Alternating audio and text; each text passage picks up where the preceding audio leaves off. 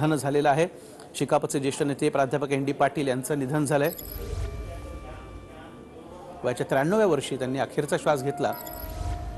राज्याच्या सामाजिक आणि राजकीय जीवनातील लढाऊ नेतृत्व मात्र हरपलंय।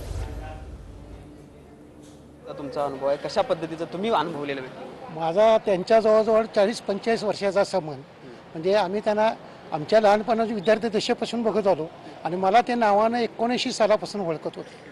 फक्त आता विचारानं प्रगल्भता दुसऱ्या एका वाक्यात त्यांचा हे करायचा झाला तर ते महाराष्ट्राचे दुसरे महात्मा फुले होते हा त्यांचा उल्लेख जाणून कसं करावा लागतो। ते स्वतःच म्हणायचे की मी खडूस आहे, मी वागण्यात खडूस आहे, पण ते असं ते स्वस्त म्हणायचे। पण त्यांच्या इतका प्रेमळ माणूस आणि पक्षाशी निष्ठा किती जबरदस्त होती। सलग एका पक्षात ते राहिले, सत्तेचे आमिष मोठे मोठे देत असताना सुद्धा ते ह्या आमिषाला बळी न पडले आणि आपल्या एका विचारानं ते मार्क्सवादी विचारानं जसे ते विचारानं कृतीनं पक्ष असा वागणारा नेता इथून पुढे होणे नाही। एन डी पाटील यांना लाल सलाम। तुम्ही देखील त्यांच्यासोबत राजकीय जीवन त्यांचं राहिलेलं आहे, तुमचं देखील काय सांगाल? मी बाबुराव कदम शेतकरी कामगार पक्षाचे शहर चिटणीस। एन डी पाटलांचा माझा जवळजवळ 60 वर्षाचा संबंध आहे। एन डी पाटील यांचं दाजीबा देसाईंच्या काळात माझी त्यांचं जवळीक आली आणि तेव्हापासून मी पक्षाचा कार्यकर्ता आहे। माझ्या अगोदरपासून ते पक्षाचे कार्यकर्ते आहेत, पण शेतकरी कामगार पक्षाच्या जडणघडणीमध्ये एन डी पाटील यांचा सहभाग अत्यंत महत्त्वाचा आहे। एन डी पाटील महात्मा फुल्यांच्या विचारानं प्रेरित होऊन त्याच पद्धतीने जगले आणि त्यांचे विचार अखेरपर्यंत त्यांनी जोपासले। असा महाराष्ट्रातला विद्वान आणि सर्वांना हवा असा वाचणारा अभ्यासू कार्यकर्ता आणि अभ्यासू नेता म्हणून एन डी पाटलांचा परिचय आहे। एन डी पाटलांना शिक्षणप्रेमी होते। या समाजातल्या लहान सहान गोरगरीब माणसानं शिक्षण घेतलं पाहिजे, त्याच्याशिवाय त्याची आर्थिक सामाजिक परिस्थिती सुधारणार नाही। या धोरणानं त्यांनी रयत शिक्षण संस्थेमध्ये गेली अनेक वर्ष कर्मवीर भाऊराव पाटलांचं अपुरं कार्य पूर्ण करण्याचं काम केलं। काही काळ ते रयत शिक्षण संस्थेचे अध्यक्ष होते। त्यांनी स्वतः काही शिक्षण संस्था काढलेल्या आहेत आणि आज जो महाराष्ट्रात डावा विचार जिवंत आहे, अगदी खेड्यापाड्यापर्यंत शेतकरी कामगार पक्षाचं राजकारण रुजलेलं आहे। ते बहुतांश एन डी पाटलांच्या गेल्या 40-50 वर्षाच्या महाराष्ट्रातल्या राजकारणाचं ते द्योतक आहे किंवा त्यांच्या राजकारणाचं ते प्रतीक आहे असं म्हटलं तरी वावगं ठरणार नाही। खरं तर तुमच्यासारख्या तरुणांना देखील किंवा या पिढीतल्या लोकांना देखील ही ऊर्जा देणारे किती मोठा ऊर्जा स्रोत होता हा एन डी पाटील।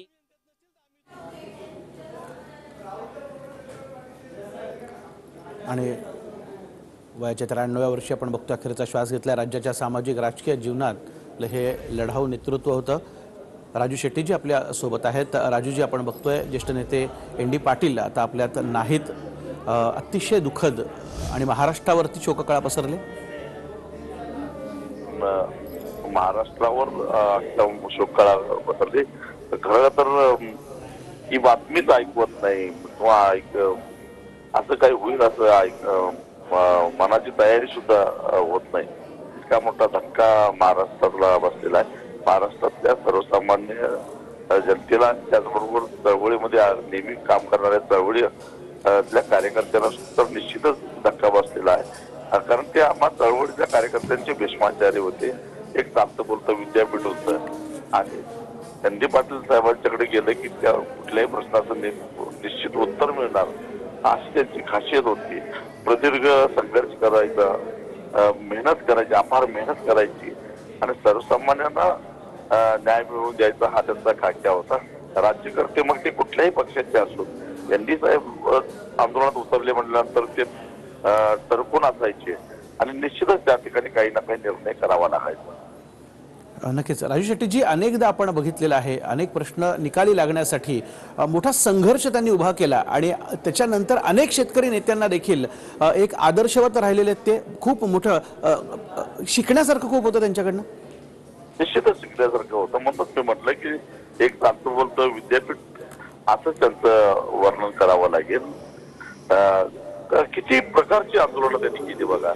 टोलचं आंदोलन असेल, SEZचं आंदोलन असेल, भूमी अधिग्रहणाचं आंदोलन असेल, वीज दराचं आंदोलन असेल, ऊस दराचं आंदोलन असेल, असा एकही प्रकार नाही की जिथं आंदोलनाचा प्रकार नाही की जिथं ND साहेब नव्हते. अशा वेगवेगळ्या सामाजिक प्रश्नामध्ये ते असायचे, सीमा प्रश्नामध्ये ते अग्रभागी असायचे.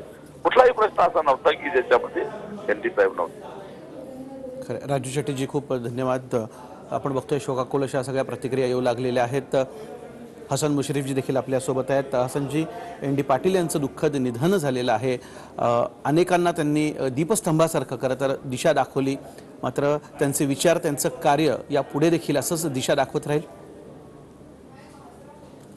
निश्चितपणानं ND पाटील साहेबांसारखं एक अतिशय झुंजार व्यक्तिमत्वाचा आज अंत झालेला आहे.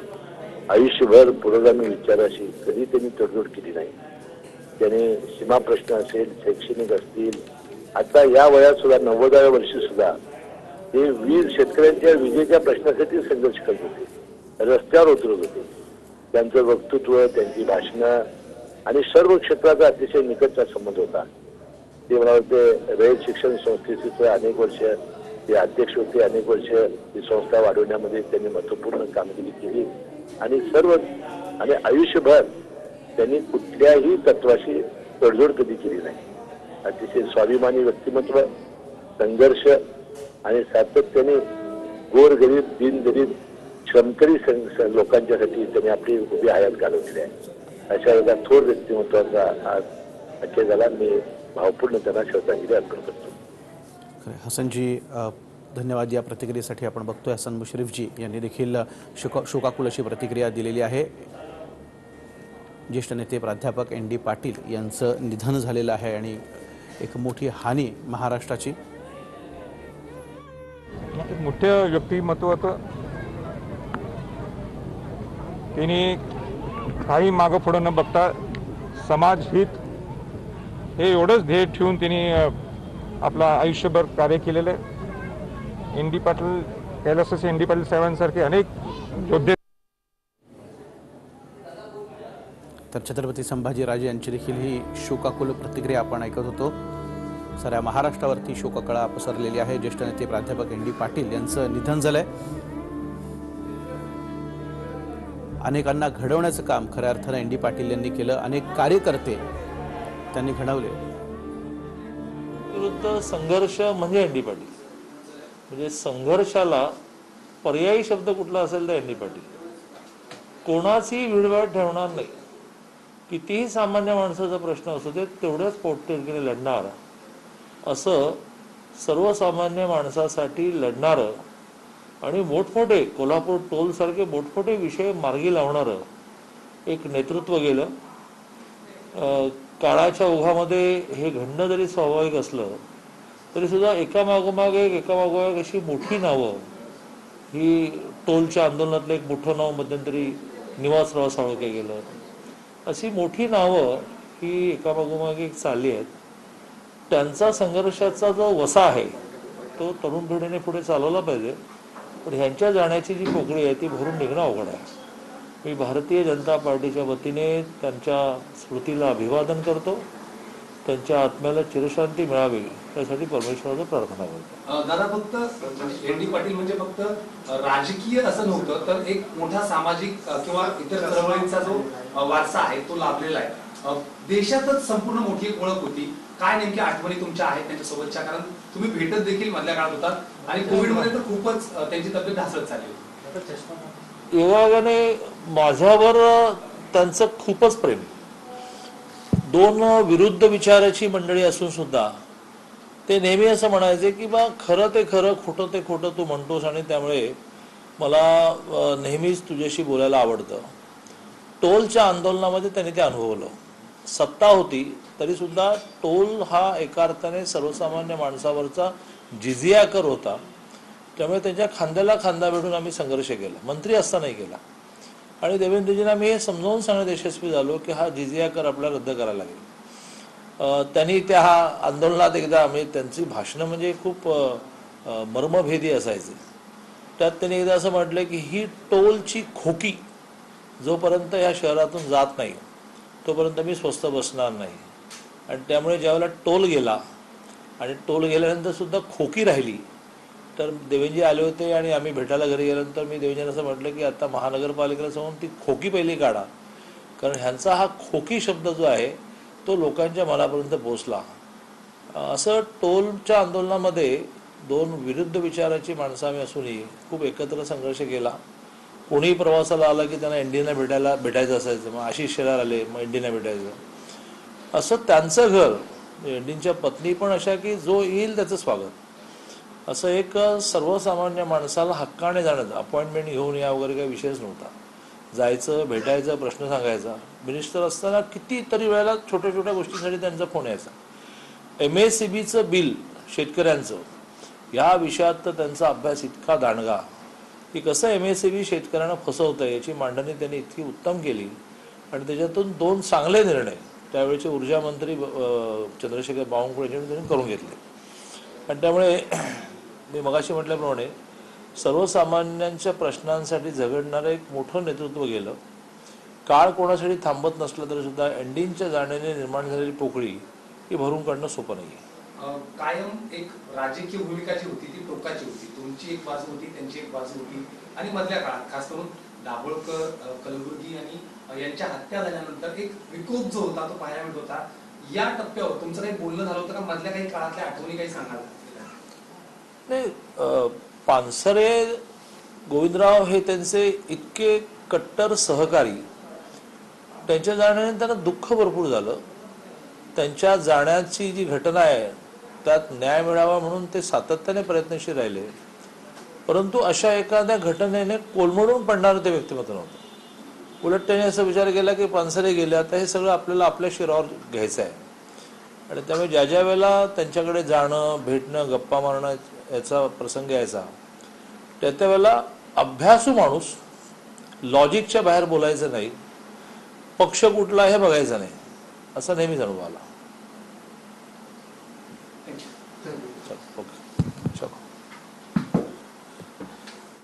अतिशय स्पष्ट वक्ते होते एन डी पाटील आणि त्यांच्या काही आठवणी ज्या आहेत त्या चंद्रकांत पाटील यांनी उजाळा दिलेल्या. मात्र ही बातमी आपण बघतोय, शरद पवार, अजित पवार, सुप्रिया सुळे हे देखील कोल्हापुरात जाणार आहेत. एन डी पाटलांच्या कुटुंबियांचं सांत्वन करण्यासाठी, त्यांची भेट घेण्यासाठी संपूर्ण पवार कुटुंबीय आता कोल्हापुरात जाणार आहेत. काही वेळापूर्वीच ही बातमी, दुःखद बातमी येऊन धडकलेली आहे. सांगलीच्या ढवळी गावात 15 जुलै 1929ला शेतकरी कुटुंबात एन डी पाटील यांचा जन्म झाला. खरं तर घरात सगळे अशिक्षित होते. त्यानंतर राजकारण, समाजकारण, अर्थकारण, शेती, कामगार, शिक्षण क्षेत्रात त्यांनी ठसा उमटवला.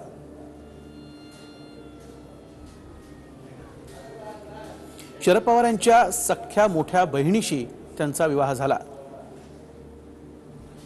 तरी विधिमंडळात किंवा विधिमंडळाच्या बाहेर शरद पवारांशी विविध मुद्द्यांवरती मात्र सतत ते संघर्ष करत राहिले. पुणे विद्यापीठातून MA आणि LLB या पदव्या त्यांनी प्राप्त केल्या.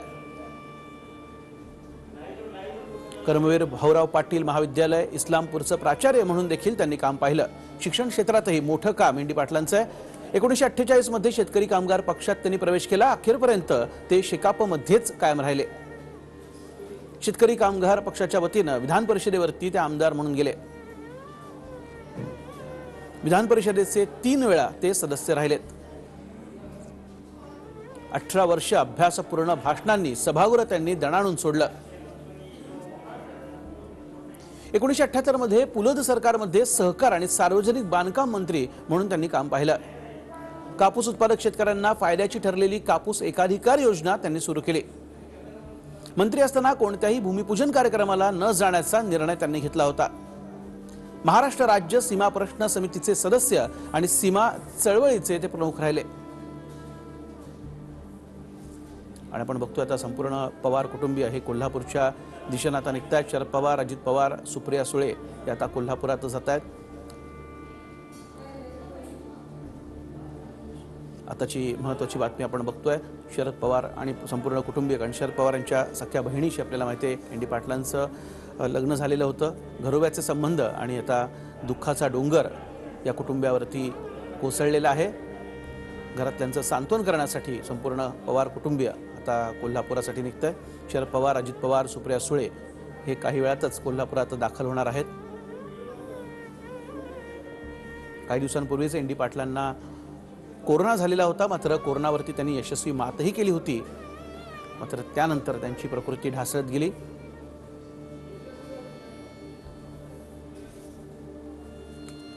सामाजिक राजकीय जीवनातील एक लढाऊ नेतृत्व हरपलं अशी प्रत्येकाची भावना. थेट जाऊयात कोल्हापुरात भूषण पाटील माझे सहकारी आपल्या सोबत. भूषण, दुःखाचा डोंगर कोसळलेल्या महाराष्ट्रावरती, कारण अनेकांना दिशा देणारे एन डी पाटील आता आपल्यात नाहीत, मात्र आता मोठ्या संख्येनं तिथं आप्तस्वकीय आणि कार्यकर्ते, नेते हे यायला लागले असतील, काय सांगाल?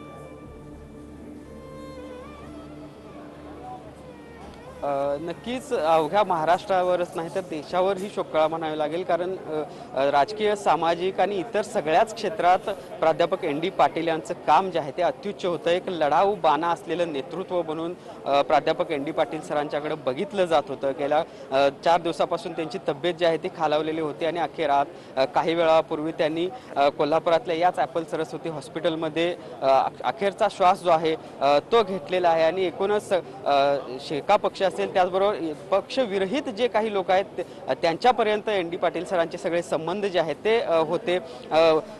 लढा जो आहे, संघर्षमय लढा प्रत्येक क्षेत्रामध्ये त्यांचा राहिलेला आहे. त्यांच्यासोबत राजकीय, सामाजिक जीवनात वावरलेले पदाधिकारी, शेका पक्षाचे ज्येष्ठ पदाधिकारी आपल्यासोबत आहेत. काय सांगाल, एकूणच कशा पद्धतीचा लढा उभारणार प्राध्यापक एन डी पाटील सरांच्याकडे बघून पाहायला मिळेल?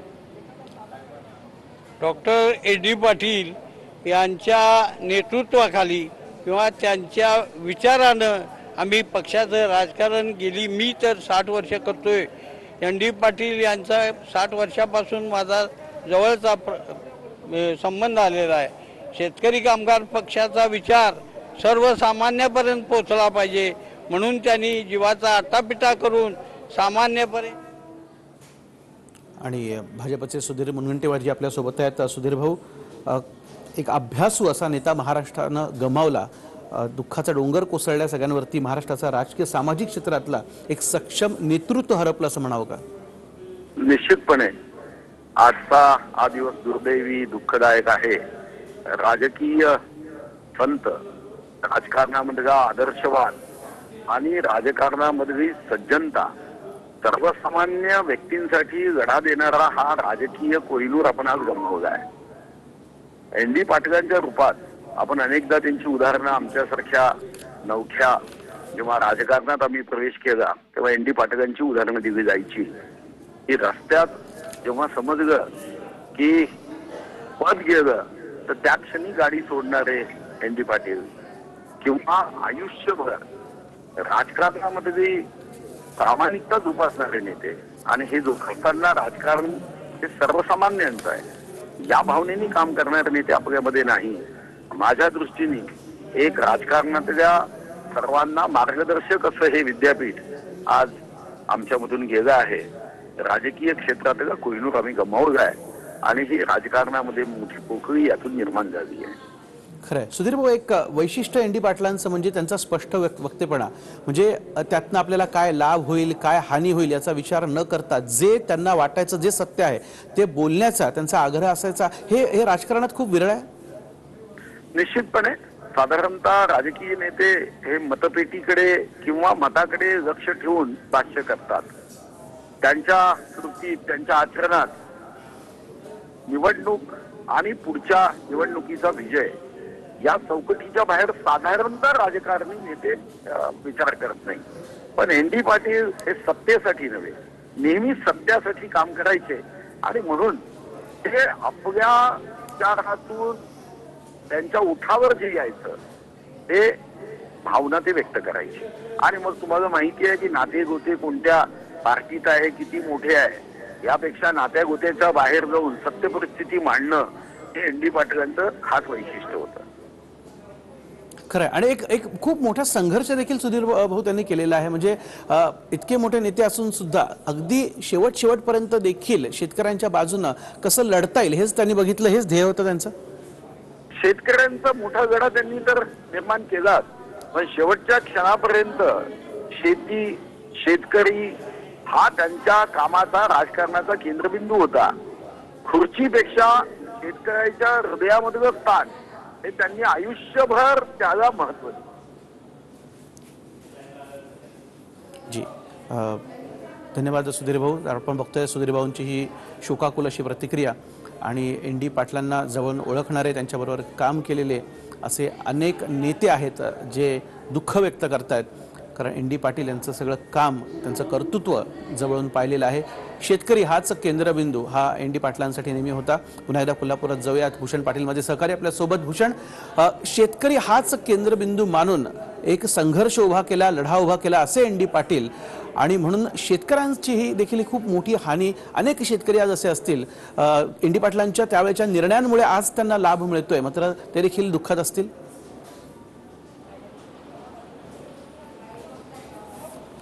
नक्कीच सर्वच क्षेत्रात त्यांचा एक वेगळा ठसा होता. त्याचप्रमाणे शेती क्षेत्रात देखील किंवा शेतकऱ्यांच्या बाबतीत देखील एक संवेदनशीलपणे त्यांचं काम करण्याची एक पद्धत होती. सहकार मंत्री म्हणून त्यांनी राज्याच्या मंत्रिमंडळामध्ये काम केलेलं आहे आणि या काळात त्यांनी जे काही निर्णय घेतलेले आहेत त्याचा फायदा जो आहे तो आजही एकूणच ग्रामीण भागातील शेतकरी असतील किंवा कामगार असतील या सगळ्यांनाच होताना दिसतोय. आणि त्यामुळे कुठेतरी या सगळे जे काही आहेत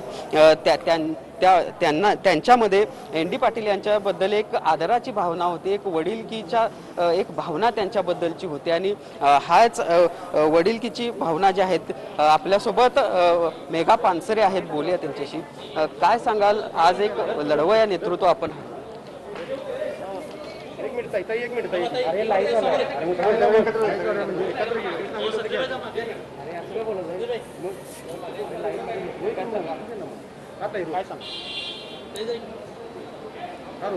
एन.डी. पाटील सरांचं निधन ही महाराष्ट्रासाठी एक अत्यंत दुःखद घटना आहे. महाराष्ट्र जो संपूर्ण देशामध्ये पुरोगामी म्हणून ओळखला जातो, अनेक बाबतीमध्ये शोषित, वंचित, गरिबांच्या बाजूनी आंदोलनं जी सुरू झाली कोल्हापुरामध्ये आणि तिथून महाराष्ट्रभर आणि अनेकदा देशामध्ये गेली, अशी जी सुरुवात करून देणारा एक लढवय्या आज आपल्यामधून गेलेला आहे असं मला वाटतं.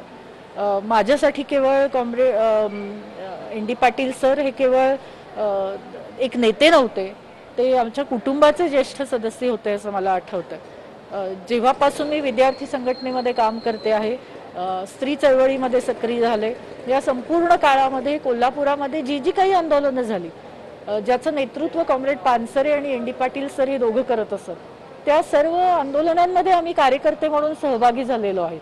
अगदी मला आठवतं की पूर्वी शंकराचार्यांच्या विरोधातला मोर्चा असेल, विश्वशांती यज्ञाच्या विरोधातला मोर्चा आणि आंदोलन जे चाललं, आठवडाभर चालवलेलं आंदोलन असेल, टोल विरोधी आंदोलन असेल, मला आठवते आम्ही सर्व पानसरे कुटुंबीय या आंदोलनांमध्ये सहभागी झालो. अगदी छोटी मुलं घेऊन आम्ही जात असतो.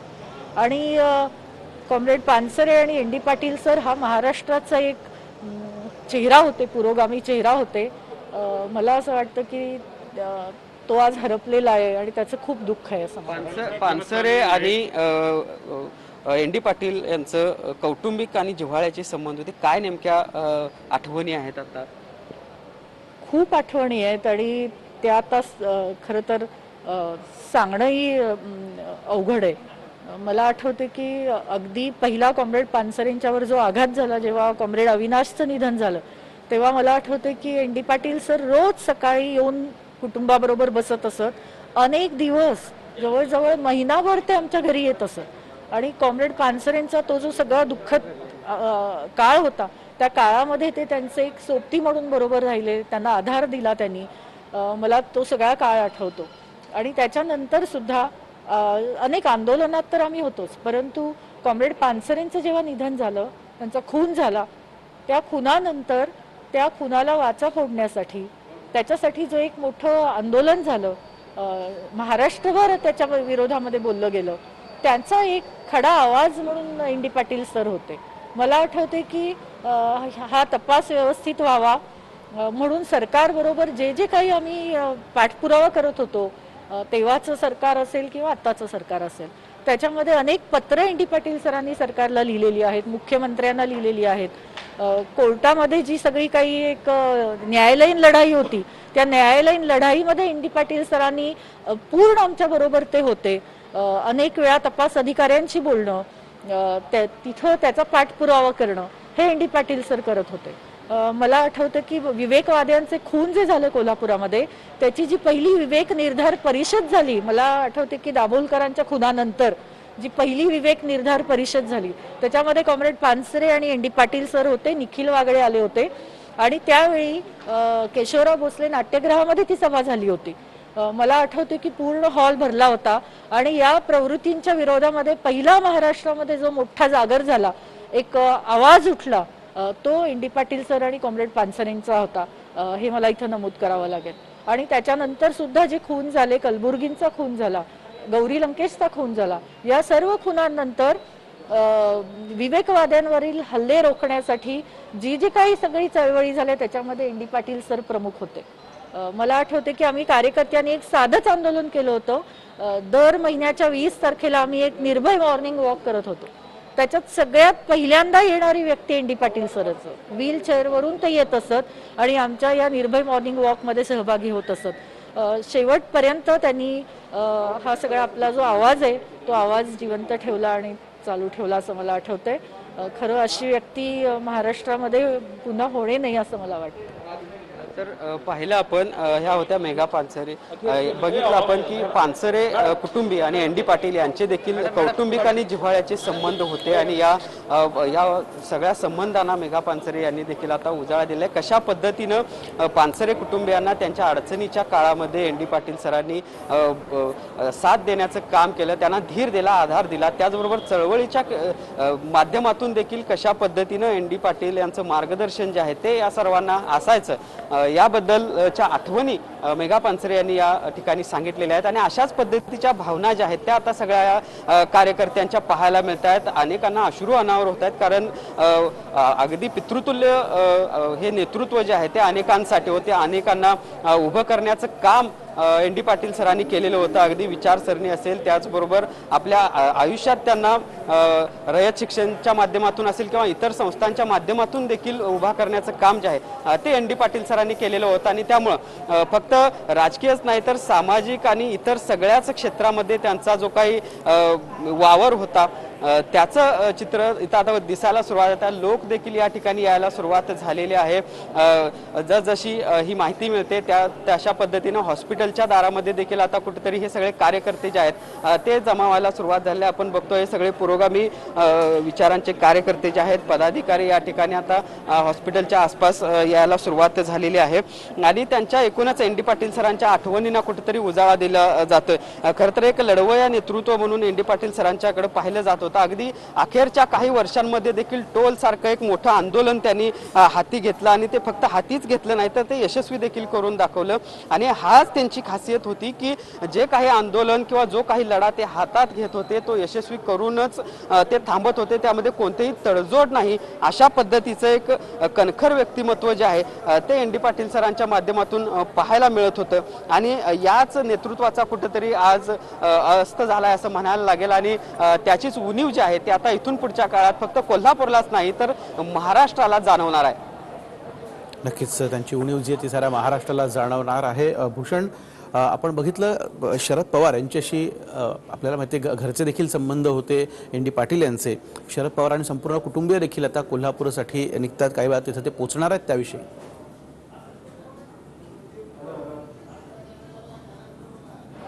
नक्कीच राष्ट्रवादीचे नेते शरद पवार आणि एन डी पाटील सर यांचे कौटुंबिक संबंध होते आहेत खरं तर. आणि त्यामुळेच आता ह्या सगळ्या निधनाची बातमी समजल्यानंतर राष्ट्रवादीचे नेते शरद पवार असतील, अजित पवार असतील, त्याचबरोबर सुप्रियाताई असतील आणि अन्य पवार कुटुंबीय देखील या ठिकाणी यायला निघालेले आहेत. कोल्हापुरात देखील अजित पवार यांच्या भगिनी आहेत, त्या देखील काही वेळात या ठिकाणी येणार आहेत असं सांगितलं जातंय. खरं तर आपण बघितलं तर राष्ट्रवादीचे नेते शरद पवार आणि एन डी पाटील सरांच्या विचारसरणी ज्या आहेत त्या वेगवेगळ्या होत्या. मात्र या नात्यांमध्ये ह्या विचारसरणी कधी येऊ त्यांनी दिलेल्या नव्हत्या. आणि या दोघांनीही हे जे पाळलेलं होतं तत्व आपल्या आयुष्यामध्ये. आणि म्हणूनच आपण बघतो की इतकेच जिव्हाळ्याचे संबंध असून देखील अशा पद्धतीनं फक्त कौटुंबिक संबंधच त्यांनी ठेवण्याचा प्रयत्न केला। त्यामध्ये राजकीय प्रवासामध्ये त्याचा कुठेही प्रतिक्रिया उमटणार नाहीत याची देखील खबरदारी जी आहे ती या ठिकाणी घेतली गेलेली होती। आणि आपण बघतोय आता हे सगळे मान्यवर जे आहेत ते देखील आता त्यांचं अंतिम दर्शन जे आहे ते घेण्यासाठी हॉस्पिटलच्या दिशेनं येताना एकूणच आपल्याला पाहायला मिळत आहेत। खरं तर आपण जर बघितलं तर आता एका बाजूला ही सगळी तयारी सुरू असताना दुसरीकडे त्यांच्या अंत्यसंस्काराची देखील तयारी सुरू करण्यात आलेली आहे शासकीय। भूषण, पुन्हा तुमच्याकडे येतो, मात्र आपण बघतो एक लढाऊ नेतृत्व महाराष्ट्रानं हरपलेलं आहे आणि त्याच वेळेला प्रतिक्रिया देखील येऊ लागलेल्या आहेत। संभाजीराजे असतील, चंद्रकांत पाटील असतील, एकदा प्रतिक्रिया ऐकूयात। मोठ्या व्यक्तिमत्वाचं त्यांनी काही मागं पुढं न बघता समाज हित हे एवढंच ध्येय ठेवून त्यांनी आपलं आयुष्यभर कार्य केलेलं आहे। N D Patil Kailas N D Patil साहेबांसारखे अनेक योद्धे तयार व्हावेत हीच या प्रसंगी मी बोलू शकतो। दोन विरुद्ध विचाराची मंडळी असून सुद्धा ते नेहमी असं म्हणायचे की बा खरं ते खरं, खोटं ते खोटं तू म्हणतोस आणि त्यामुळे मला नेहमीच तुझ्याशी बोलायला आवडतं। टोलच्या आंदोलनामध्ये त्यांनी ते अनुभवलं।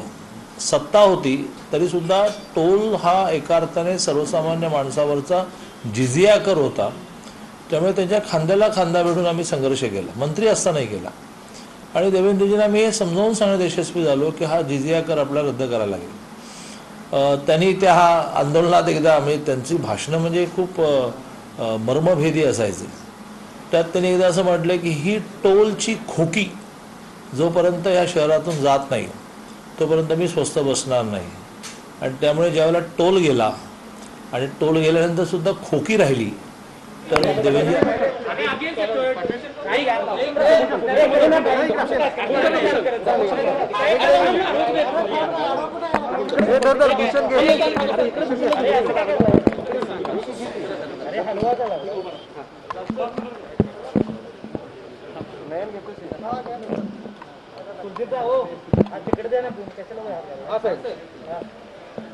आज प्राध्यापक एन डी पाटील साहेबांचं 94व्या वर्षी त्याचं दुःखद निधन झालं।